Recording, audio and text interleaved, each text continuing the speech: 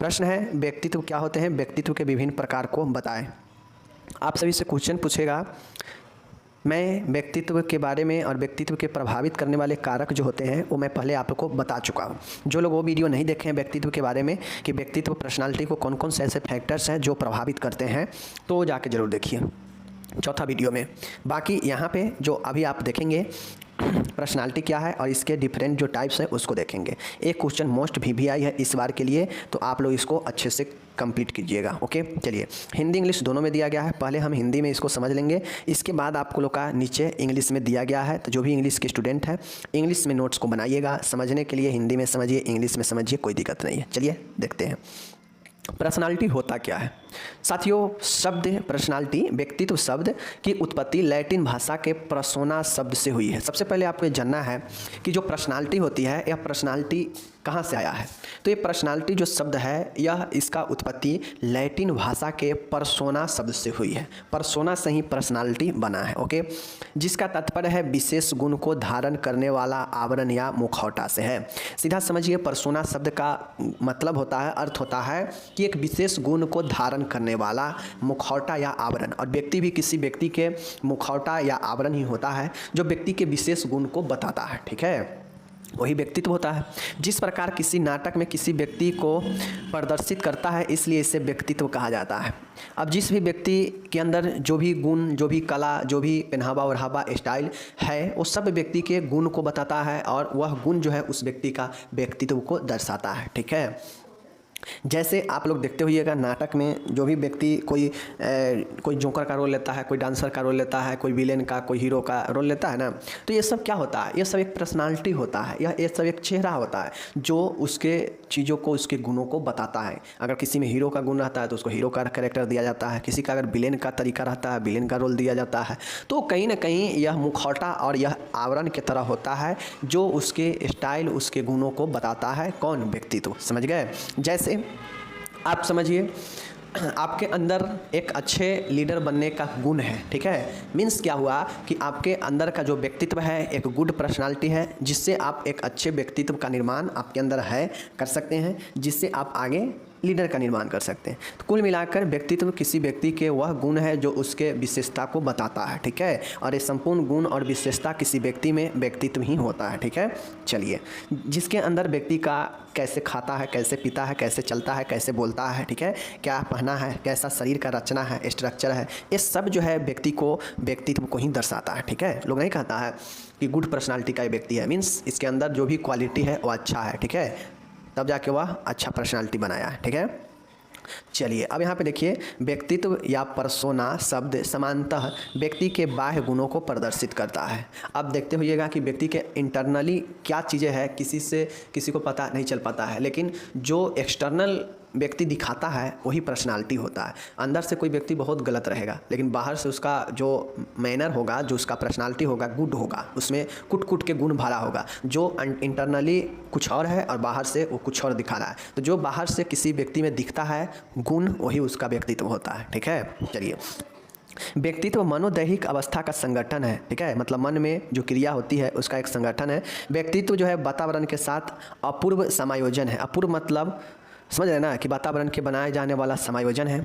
व्यक्तित्व वातावरण द्वारा प्रभावित होता है, इसमें जीवन के सभी अंग सम्मिलित होते हैं। सीधा तौर पे कहा जाए कि व्यक्तित्व पर्सोना शब्द लैटिन भाषा से पर्सनालिटी लिया गया है जिसका अर्थ होता है विशेष गुण को धारण करने वाला। ठीक है, जिस प्रकार से नाटक में किसी व्यक्ति का कला प्रदर्शित करता है और उसके ऊपर एक उस कला का आवरण या मुखौटा चढ़ा होता है, उसी प्रकार से जो है उसे व्यक्तित्व को प्रदर्शित करता है। ठीक है, व्यक्ति या पर्सोना शब्द का सामान्य मतलब है बाह्य गुण, व्यक्ति के बाह्य गुणों को प्रदर्शित करना। ठीक है, इसमें विभिन्न प्रकार के गुण मौजूद होते हैं जो व्यक्ति को उसके गुणों को बताता है, उसके विशेषता को बताता है, जिसमें धारण, कपड़े का, ड्रेसिंग सेंस, खाने पीने का तौर तरीका, बोलने का तरीका, चलने का, उठने बैठने का तरीका, ठीक है, संपूर्ण एक्टिविटी जो है शामिल होता है और यही जो है उसके पर्सनालिटी को बताता है। ओके, आप लोग जब इंटरव्यू में जाते हैं तो सबसे पहले आपको पर्सनालिटी को ही देखता है कि कैसे व्यक्ति चल के आया, ठीक है, कैसे वापस गया, ठीक है, कैसे बैठा, कैसे बोला, ये सब आपके पर्सनालिटी के अंदर ही आता है। चीज़ें समझ रहे हैं? चलिए पर्सनालिटी समझ गए।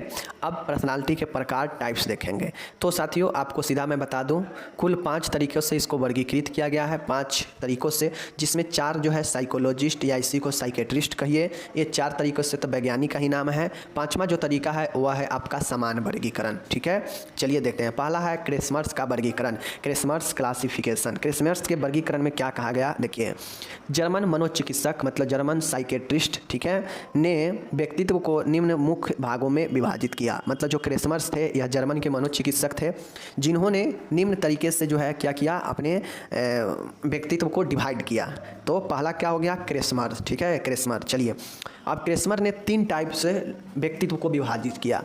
इन्होंने एक व्यक्ति को बताया एथलीट व्यक्ति, जो एथलीट टाइप का होते हैं वह काफ़ी हिस्ट पुष्ट व्यक्ति होता है। ठीक है, दूसरा इन्होंने बताया एस्थेनिक व्यक्ति, एथलेटिक, एस्थेनिक, और एक है आपका पिकनिक व्यक्ति। तो ये 3 टाइप से क्रेसमर ने बताया। क्या क्या बताया, एक बताया इन्होंने एथलेटिक व्यक्ति, एथलेटिक व्यक्तित्व। एक इन्होंने बताया एस्थेनिक व्यक्ति, ठीक है, एस्थेनिक व्यक्तित्व का। और एक इन्होंने बताया पिकनिक व्यक्ति का, ठीक है, पिकनिक पर्सनालिटी का। 3 प्रकार से क्रेसमर ने बांटा। ठीक है, अब ये तीनों प्रकार में क्या क्या होता है, चलिए चीज़ों को मैं दिखाता हूँ आपको। जो एथलेटिक पर्सनालिटी होता है उसे हम लोग हिस्ट पुष्ट कहते हैं। ठीक है, हिस्ट पुष्ट व्यक्तित्व। अब देखिएगा, जो एथलेटिक व्यक्ति होता है, एथलेटिक जो व्यक्तित्व का व्यक्ति होता है, उसका शरीर सुदृढ़ होता है, प्रभावी इफेक्टिव स्वभाव, कंधा चौड़ा होता है, सफलता के प्रति रुचि होता है उसका, ऊर्जावान क्रियाशील होता है, पीठ व पाँवों को विकसित मांसपेशी होता है, आराम पर काम को महत्व। मतलब ऐसे व्यक्ति जो एथलेटिक टाइप का होता है वह आराम से ज़्यादा काम को महत्व देता है। वहीं पर बात किया जाए, यह निर्भय और बहादुर होता है और आक्रामक होता है। आमतौर पर जानते हैं जो एथलेटिक टाइप का व्यक्ति होता है वह काफ़ी हिस्ट पुष्ट वाला होता है, उसका शरीर का कंधा चौड़ा होता है, सफलता के प्रति रुचि होता है, प्रभावी स्वभाव होता है, सुदृढ़ शरीर होता है, पीठ व पाँव की जो विकसित मांसपेशियां होती हैं, आराम से ज़्यादा काम को महत्व देता है, निर्भय होता है, बहादुर होता है, आक्रामक होता है, ऊर्जावान होता है। तो ये जो है आपके एथलेट टाइप के पर्सनालिटी वाला है। ओके, चलिए जाहिर सी बातें हैं कि जो एथलेटिक टाइप का होता है, आप लोग नाम सुनते भी आ रहे हैं कि जो एथलीट के खिलाड़ी होता है काफ़ी मजबूत होता है। ठीक है, तो इस प्रकार से पहला एथलेट। दूसरा है एस्थेनिक पर्सनालिटी मीन्स अवसन्न व्यक्ति, अवसन्न व्यक्ति मीन्स एस्थेनिक पर्सनालिटी। अब चलिए एस्थेनिक पर्सनालिटी के बारे में देखते हैं। पतला व लंबा शरीर, जो एस्थेनिक टाइप का पर्सनालिटी का होता है वह पतला और लंबा होता है। ठीक है, सिजोफ्रेनिया की अधिक संभावना होती है एस्थेनिक टाइप के पर्सनालिटी वाले व्यक्ति में। भावविहीन चेहरा, जो व्यक्ति होता है भावविहीन होता है, सुखी त्वचा, सुखी हुई त्वचा। तो जो एस्थेनिक टाइप होता है यह थोड़ा सा ज़्यादा दिक्कत में रहता है और यह अवसन्न होता है, मतलब खुश नहीं होता है। इस टाइप के जो एस्थेनिक टाइप के जो व्यक्ति होता है यह खुश नहीं होता है। ठीक है, अब जो व्यक्ति खुश नहीं होगा, अवसन्न व्यक्तित्व का होगा, वह पतला दुबला लंबा शरीर का होगा। अब जब सिजोफ्रेनिया होगा, इसमें सिजोफ्रेनिया एक मानसिक रोग है, भावविहीन चेहरा होगा, मतलब चेहरा पर कोई एक्सप्रेशन नहीं होगा। ठीक है, और सुखी त्वचा होगा। चीज़ों को समझ गए। चलिए तीसरा क्रेसमर का वर्गीकरण है पिकनिक टाइप, पिकनिक टाइप के पर्सनालिटी, पिकनिक टाइप। अब पिकनिक टाइप में क्या होगा, चीज़ों को आप लोग देखिए। पिकनिक टाइप में जो होता है वो होता है छोटा व गोल मटोल शरीर। देखिए, एक हिस्ट पुष्ट वाला होगा, एक काफ़ी दुबला पतला लंबा शरीर वाला होगा, और एक ऐसा भी व्यक्ति होता है जो मीडियम का होता है, जो न ज़्यादा बड़ा होगा न छोटा होगा, छोट मटोल और गोल शरीर होगा, होता है ना ऐसा। तो ये जो है पिकनिक टाइप के होता है, जो छोटा और गोल मटोल होता है। जो काफ़ी लंबा दुबला पतला होगा एस्थेनिक होगा, जो हिस्ट पुष्ट होगा मतलब शरीर से सब ठीक होगा तो वह एथलीट होगा। ठीक है, सामाजिक, प्रसन्न और व्यवहारपूर्ण होता है। जो छोट मोट और गोल मटोल होता है, देखते होइएगा, वह काफ़ी प्रसन्न रहता है, काफ़ी सामाजिक में मिलजुल के रहता है और व्यवहारपूर्ण होता है सबके साथ। ठीक है, अधिक बातें करने वाला होता है। देखते होइएगा, जो ज़्यादातर छोट और मोट और गोल व्यक्ति होता है वह ज़्यादा बात करता है। ठीक है, और यह बहिर्मुखी स्वभाव का होता है, मीन्स यह बाहर से लोगों को ज़्यादा मिलना जुलना पसंद करता है, घुल मिल जाता है बाहरी लोगों के साथ। ठीक है, तो इस टाइप के पिकनिक टाइप के व्यक्ति में ये विशेषता पाया जाता है। चीज़ों को समझ गए, कोई दिक्कत नहीं। तो आपको क्रेसमर के वर्गीकरण में 3 चीज़ें याद रखना है कि क्रेसमर ने 3 तरीकों से बांटा व्यक्तित्व को, एक एथलेटिक टाइप, एक आपका एस्थेनिक टाइप और एक आपका पिकनिक टाइप। पिकनिक टाइप गोल मटोल वाला व्यक्ति, यह काफ़ी मजबूत सुदृढ़ वाला, और यह दुबला पतला लंबा वाला। ठीक है, तीनों समझ गए। चलिए अब यहाँ पे दूसरा है सेल्डन का वर्गीकरण। साथियों, सेल्डन का वर्गीकरण बहुत महत्वपूर्ण है और सेल्डन ने भी जो है 3 तरीकों से व्यक्तित्व को बांटा। ठीक है, क्रेसमर ने भी 3 तरीके से बांटा व्यक्तित्व को, और विलियम सेल्डन का वर्गीकरण भी जो है आपके 3 तरीकों से व्यक्तित्व को बांटा। ठीक है, यही है कि इसके अनुसार व्यक्तित्व को निम्न भागों में विभाजित किया गया। ओके, चलिए पहला है, देख लीजिए, अंतः आकारकी व्यक्तित्व। अंतः आकारकी का मतलब होता है कि अंतः से इंडोमॉर्फिक, मतलब उसका आंतरिक आकार जो है काफ़ी अच्छा है। ठीक है, अंतः आकारकी व्यक्तित्व, इंडोमॉर्फिक पर्सनालिटी। ठीक है, देख लीजिए इंडोमॉर्फिक में क्या क्या होता है, देख लीजिए। इंडोमॉर्फिक अंतः आकार की जो व्यक्ति होता है वह आत्मसंतुष्टि होता है, सामाजिक होता है, व्यवहारिक, कुशल और हंसमुख होता है, गोल मटोल होता है, सुविधा प्रिय होता है, सहनशील होता है। ठीक है, तो यह हो गया आपका इंडोमॉर्फिक। चीज़ों को समझ गए, इंडोमॉर्फिक। अगर आपको कुछ नहीं याद है तो सीधा आप इंग्लिश में नहीं या हिंदी में नहीं याद होता है तो इंडोमॉर्फिक इंग्लिश में ही लिखिएगा। ठीक है, पहला इंडोमॉर्फिक हो गया जो आत्मसंतुष्ट, सामाजिक, व्यवहार कुशल, हंसमुख, गोल मटोल, सुविधा प्रिय, सहनशील होता है। ठीक है, चलिए दूसरा इन्होंने सेल्डन ने बाता कि मेसोमॉर्फिक। इंडोमॉर्फिक के बाद आता है मेसोमॉर्फिक। ठीक है, जो मेसोमॉर्फिक व्यक्ति होता है यह बलिष्ठ व्यक्ति होता है। ठीक है, बलिष्ठ मतलब समझते हैं ना, काफ़ी मजबूत बल वाला। ठीक है, तो बलिष्ठ व्यक्ति का देख लीजिए क्या क्या विशेषता गुण होगा। तो जो मेसोमॉर्फिक होता है सेल्डन के अनुसार वह मजबूत और विकसित शरीर का होगा, आक्रामक और प्रभावी होगा, स्वास्थ्य के प्रति सजग रहता है, ईर्ष्यापूर्ण व्यवहार उसका रहता है, मनोरंजक कार्य में रुचि लेता है, शारीरिक क्रियाशील होता है, समाज में वह सफल होता है। तो इस प्रकार के जो व्यक्ति होता है वह जो है आपको मेसोमॉर्फिक वाला काफ़ी बलिष्ठ होता है, मजबूत होता है, आक्रामक होता है, प्रभावी होता है, स्वास्थ्य के प्रति सजग रहता है, ईर्ष्यापूर्ण होता है, मनोरंजक कार्य में रुचि लेता है, शारीरिक क्रियाशील होता है, समाज में सफल होता है। तो ये मेसोमॉर्फिक मतलब बलिष्ठ व्यक्ति का पहचान है। ठीक है, तीसरा जो इन्होंने बांटा सेल्डन ने वो कमजोर व्यक्ति एक्टोमॉर्फिक। पहला इन्होंने बांटा इंडोमॉर्फिक। ठीक है, दूसरा इन्होंने बांटा मेसोमॉर्फिक और तीसरा इन्होंने बांटा एक्टोमॉर्फिक। ठीक है, चलिए अब कमजोर व्यक्ति यानी एक्टोमॉर्फिक। कमजोर व्यक्ति के क्या क्या निशान होगा आप लोग खुद समझिए। पहला है पतला व लंबा शरीर। जो कमजोर होता है देखते होइएगा पतला और लंबा शरीर होता है, संवेदनशील होता है, कम बोलने वाला होता है कमजोर व्यक्ति, एकांत पसंद करता है कमजोर व्यक्ति, अपने अंदर ही वह केंद्रित होता है यानी आत्म केंद्रित होता है, शारीरिक रूप से कम क्रियाशील होता है और भावविहीन और भावों को छुपाने में समर्थ होता है। मतलब वह दूसरे को अपना जो है इमोशन नहीं बताने वाला होता है, शारीरिक क्रियाशील कम होता है, आत्म केंद्रित अपने आप में सिमट के रहने वाला होता है, एकांत पसंद करता है, कम बोलता है, संवेदनशील और पतला दुबला शरीर का होता है। तो इस प्रकार से यह आपका क्या हो गया, एक्टोमॉर्फिक मतलब दुबला पतला कमजोर शरीर का। ठीक है, चलिए तो सेंडल का वर्गीकरण समाप्त हो गया।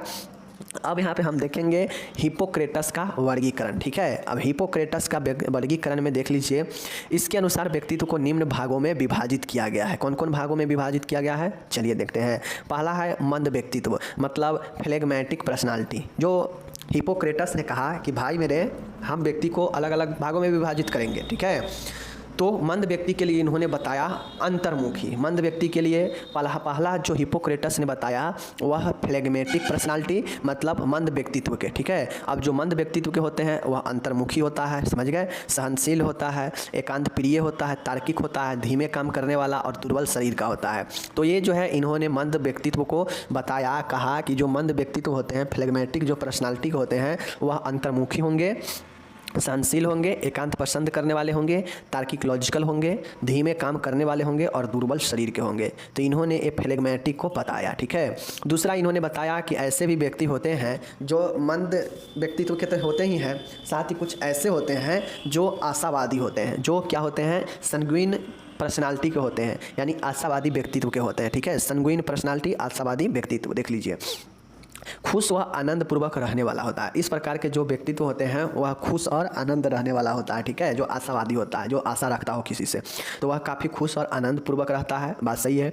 आत्मविश्वासी होता है जो आशावादी होता है, सामाजिक लगाव रखता है आशावादी होता है, परिवर्तनशील होता है और मजबूत शरीर का होता है। आशा वही रख सकता है जिसके अंदर मजबूती होगा, मजबूत वाला जिसके अंदर मजबूती नहीं होगा वो आशा नहीं रखता है। ठीक है, तो ये जो है आपके आशावादी सैंग्यूइन पर्सनालिटी हो गया दूसरा पॉइंट जो कि हिपोक्रेटस के अनुसार है। अब जो एक आशावादी व्यक्तित्व है वह क्या क्या कर सकता है, क्या क्या होगा उसके अंदर, तो यही सब चीज़ें हैं, खुश आनंद पूर्वक रहने वाला, आत्मविश्वासी, सामाजिक, आशावादी, परिवर्तनशील, मजबूत शरीर। ठीक है, देखिए कोई बड़ा जो है इसमें चीज़ें नहीं है, ठीक है। आपको लगता होगा कि ये बड़ा है, कैसे याद करेंगे। आपको मेनली जितने भी वैज्ञानिक बताए हैं व्यक्तित्व को, उस वैज्ञानिक के वर्गीकरण को याद रखना है बस। जैसे शेल्डन ने बताया वो भी 3 तरीके, क्रिस्मर ने बताया वो भी 3 तरीके, हिपोक्रेटस ने बताया, अभी तक 2 पढ़ चुके हैं, आगे भी होगा, चलिए देखते हैं, ठीक है। चलिए अब इन्होंने एक बताया चिड़चिड़ा व्यक्तित्व मतलब कॉलेरिक पर्सनालिटी। कॉलेरिक पर्सनालिटी मतलब चिड़चिड़ा व्यक्ति। हिपोक्रेटस ने बताया मंद व्यक्तित्व, आशावादी व्यक्तित्व और चिड़चिड़ा व्यक्तित्व, ठीक है। अब जो चिड़चिड़ा व्यक्तित्व होता है वह किस प्रकार का होगा, तो प्रभावित शरीर का जो है स्राव होगा उसके अंदर, ठीक है। उत्तेजनशीलता होगा जो चिड़चिड़ा होगा, उसके बाद संवेदनशील होगा, त्वरित क्रोध मतलब जल्दी क्रोध वाला, और डिप्रेशन ग्रस्त मतलब डिप्रेसाइज्ड मतलब अवसाद ग्रस्त होगा। तो इस प्रकार के जो व्यक्तित्व होता है वह क्या होता है, वो जो है प्रभावी जो है आपके चिड़चिड़ा होता है, कॉलेरिक पर्सनालिटी होता है। ओके चलिए चौथा यहाँ पे देखिएगा उदास व्यक्तित्व, मेलानकोलिक पर्सनालिटी, ठीक है। मेलानकोलिक पर्सनालिटी, मेलानकोलिक पर्सनालिटी मतलब उदास व्यक्तित्व, ठीक है। उदास व्यक्तित्व मतलब होता है प्रभावी श्राव, ठीक है, अवसादग्रस्त, चिंतायुक्त स्वभाव, कम सामाजिक। तो ये जो है उदास व्यक्तित्व है। तो इस प्रकार से जो है हिपोक्रेटस ने 4 तरीके से बांटा, मंद व्यक्ति, आशावादी व्यक्तित्व, ठीक है, उदास व्यक्तित्व और एक जो है कमजोर व्यक्तित्व, ठीक है, जिसको चिड़चिड़ा व्यक्ति, कॉलेरिक पर्सनालिटी। तो इस प्रकार से हिपोक्रेटस के 4 पर्सनालिटी को याद रखिएगा, तो चीज़ों को जब पर्सनालिटी याद रहेगा तो उसके अंदर आसानी से चीज़ों को लिख सकते हैं, ठीक है। अब यहाँ पे है जंग का वर्गीकरण। जंग ने है जो है ज़्यादा नहीं, जंग अपने अंदर मात्र 2 ही चीज़ों का दिमाग लगाया। इन्होंने सीधा बताया कि भाई मनोवैज्ञानिक आधार पर इन्होंने बताया कि अभिव्यक्ति करने की क्षमता व सामाजिक कार्यों में रुचि के आधार पर व्यक्तित्व को जो है 2 भागों में इन्होंने वर्गीकरण किया। किसके आधार पर, मनोवैज्ञानिक आधार, अभिव्यक्ति करने की क्षमता और सामाजिक कार्यों में रुचि के आधार पर इन्होंने मात्र 2 ही तरीके से बांटा। एक बटा ऐसा व्यक्ति जो एक्सट्रोवर्टेड पर्सनालिटी का हो, जो बहिर्मुखी व्यक्ति का हो, जो अपने से ज़्यादा बाहर के लोगों के साथ घुलता मिलता हो, अपने से ज़्यादा बाहर के लोगों पर विश्वास करता हो, यानी वह सामाजिक रूप से जो है तालमेल चलता हो। और एक इन्होंने बताया इंट्रोवर्ट। इंट्रोवर्ट वह समाज से ज़्यादा अपने आप को लगाव रखता है, आत्मकेंद्रित होता है, ठीक है। चलिए बताते हैं। बहिर्मुखी मतलब बाहर की ओर, ठीक है, एक्सट्रोवर्ट पर्सनालिटी। अब जो बहिर्मुखी व्यक्तित्व का होता है देख लीजिए, वह सामाजिक लगाव होता है, मतलब बाहर की तरफ उसका झुकान ज़्यादा होता है खुद से, तो वह सामाजिक होगा। वह बाह्य समाज में रुचि रखेगा। वह निर्णय क्षमता वाला होता है, यथार्थवादी, आशावादी होता है बाहर के लोगों से। वह लॉजिकल बातें करता है, तार्किक होगा, ठीक है। प्रभावी वाक शक्ति होगा, मतलब उसका इफेक्टिव जो है सेंटेंस होगा। और लोगों में लोकप्रिय होगा, जो बाहरमुखी होगा। मित्रवत व्यवहार होगा, मतलब सबसे मित्र की तरह व्यवहार करेगा और संकोच से दूर होगा। तो इस प्रकार के व्यक्ति जो एक्सट्रोवर्ट होते हैं वह काफ़ी जो है ज़्यादा लोगों से लगाव रखते हैं, समाज से लगाव रखते हैं। वह काफ़ी प्रभावी वाक बोलेगा, निर्णय में क्षमता रखता है, यथार्थवादी, आशावादी, तार्किक, ठीक है, लोग में प्रिय होगा, मित्र व्यवहार करेगा, संकोच से दूर होगा। तो इस प्रकार के व्यक्ति एक्सट्रोवर्ट होता है, बाहर के मुखी वाला। ओके, अब दूसरा आता है अंतर्मुखी व्यक्तित्व, इंट्रोवर्ट पर्सनालिटी। ऐसा व्यक्ति जो आत्मकेंद्रित होता हो, जो अंतर्मुखी मतलब अपने ही अंदर जो है समेट के रहने वाला होता हो। जैसे इस प्रकार के व्यक्ति में आत्मकेंद्रित का लक्षण होता है। अल्पभाषी मतलब कम बोलने वाला होता है। इच्छावादी या आशावादी नहीं होता है, यह खुद के इच्छावादी होता है, अपनी इच्छा के अनुसार काम करता है, ठीक है। तो समझिए, सीधा समझिए कि एक्सट्रोवर्ट जो होता है वह इंट्रोवर्ट के उल्टा होता है। एक्सट्रोवर्ट में जिस प्रकार से व्यक्ति अपने आसपास, अपने समाज और अपने लोगों से ज़्यादा मिलना जुलना बोलना पसंद रखता है, उसी प्रकार से इंट्रोवर्ट में उल्टा होता है। कम, दूसरे से कम मतलब रखना, अपने अंदर ज़्यादा चीज़ों को देखना, अपने अंदर केंद्रित होना, कम बोलना, अपने इच्छा को प्रकट करना, ठीक है। लोगों में लोकप्रिय नहीं होते हैं, अति संवेदनशील होते हैं, शर्मीले भी होते हैं, ठीक है। इंट्रोवर्ट वाला निर्णय लेने में देरी लगाते हैं, आदर्शवादी होते हैं, काल्पनिक होते हैं, आज्ञा पालन व्यवहार करते हैं। इंट्रोवर्ट वाला एकांत पसंद करते हैं और कम सामाजिक होते हैं, ठीक है। तो इस प्रकार से जो आपके व्यक्तित्व होता है, जो इंट्रोवर्ट वाला व्यक्तित्व होता है ना, ये बहुत ही बड़ा बड़ा नाम करता है, ठीक है। यह जो है आपको क्या करता है, आपको इस प्रकार के जो व्यक्तित्व होता है वह किस प्रकार के व्यक्तित्व में होता है, तो कवि हो गया, लेखक हो गया, वैज्ञानिक हो गया, ये सब इंट्रोवर्ट पर्सनालिटी के होते हैं, जो दूसरों से ज़्यादा मतलब नहीं रख के खुद से ज़्यादा मतलब रखते हैं। और उनको इस चीज़ का मतलब नहीं रहता है कि मैं लोकप्रिय होऊंगा या नहीं होऊंगा, वो अपना काम करते रहते हैं, ठीक है। तो यही जो है इंट्रोवर्ट हो गया, समझ गया चीज़ को। चलिए अब लास्ट वाला बच गया समान वर्गीकरण, जनरल क्लासिफिकेशन। जनरल क्लासिफिकेशन में 2 तरीके से बांटा गया है, एक टाइप ए है और एक टाइप बी है। टाइप ए वाले जो होते हैं इसमें निम्न गुण होते हैं, ठीक है, या अति महत्वाकांक्षी होते हैं, ठीक है, मतलब इनका डिजायर बहुत ज़्यादा होता है। अपनी मर्जी से काम करने वाले होते हैं। टाइप ए के स्व अनुशासित होते हैं, मतलब स्वयं को अनुशासन में रखते हैं और समय की इनके अंदर बहुत ज़्यादा पाबंदी होती है। तो इस प्रकार से जो टाइप ए के पर्सनालिटी है वो आपको यहाँ पे ये सब गुण पाया जाता है। अति महत्वाकांक्षी, अपनी मर्जी से काम करने वाला, स्व अनुशासित, समय के पाबंद, ये टाइप ए के पर्सनालिटी। ठीक है। टाइप 2 के जो पर्सनालिटी होते हैं इसमें निम्न गुण पाए जाते हैं। ठीक है। और इसमें इस प्रकार के व्यक्तित्व को शामिल किया जाता है जो सफलता के प्रति कम केंद्रित होते हैं, जो दूसरों के अनुसार कार्य करते हैं, समय के कम पाबंदी होता है और इनकी इच्छाएं समान होती है। तो ये टाइप बी के होते हैं जो एक नॉर्मल इंसान होता है उस प्रकार के, जो कम केंद्रित होते हैं सफलता के प्रति, दूसरे के अनुसार कार्य करते हैं, अपने अंदर कम पाबंदियां होती है और इनकी इच्छाएं समान होती है। तो ये टाइप जो है बी है। ठीक है। तो इस प्रकार से व्यक्तित्व को 5 भागों में बांटा गया। मैंने क्या क्या पढ़ा? सेल्डन का वर्गीकरण, केस्मर्स का वर्गीकरण, हिप्पोक्रेट्स का वर्गीकरण, जुंग का वर्गीकरण और सामान्य वर्गीकरण। तो ये आपके 5 प्रकार से मैंने वर्गीकरण पढ़ाया। ऊपर के सेल्डन का, ठीक है, सेल्डन का वर्गीकरण और केस्मर्स का वर्गीकरण, इस तीनों में 3-3 प्रकार से बांटा गया था। ठीक है। हिप्पोक्रेटस में 4 प्रकार से, जुंग में 2 प्रकार से और इस सामान्य में 2 प्रकार से। तो ये आपको मेनली यही याद रखना है, तो चीज़ों को आराम से लिख पाएंगे। ओके। बाकी आपको इंग्लिश यहाँ पे दिया गया है, इंग्लिश में जो पढ़ना चाहते हैं आप इंग्लिश में पढ़ सकते हैं। ठीक है। सभी के इंग्लिश यहाँ पे दिए गए हैं। ओके। और जो लोग नहीं पढ़ रहे हैं, सीधा निकल रहे हैं वीडियो स्किप कर करके, उनको बाद में पता लगेगा, क्योंकि सेकेंड ईयर इतना आसान नहीं है जितना आसान आप समझ रहे हैं। फर्स्ट ईयर में बिना पढ़े भी पास हो गए हैं ना, हो जाएंगे, लेकिन सेकेंड ईयर में आपके लिए उतना ही घातक होने वाला है जब माइंड के ऊपर से बाउंस करेगा। तो अगर अभी से आप लोग नहीं पढ़ रहे हैं, मैं देख रहा हूँ नहीं पढ़ रहे हैं लोग, कुछ ही लोग हैं जो कॉन्शियस हैं और वो कंटिन्यू वीडियो को अच्छे से देख रहे हैं। ठीक है। बाकी लोग तो आते हैं, पीडीएफ डाउनलोड करते हैं, जाते हैं। तो पीडीएफ करने से कोई फायदा नहीं है, क्योंकि बुक किताब आपके पास होगा ही, आप खुद से भी पढ़ सकते हैं। लेकिन जब तक आप दूसरे को बात को नहीं समझेंगे तब तक आपके दिमाग में चीज़ें घुसने वाला नहीं है, कितना भी आप बुक पीडीएफ पढ़ लीजिए। ठीक है। चलिए बाकी मिलेंगे अगले वीडियो में।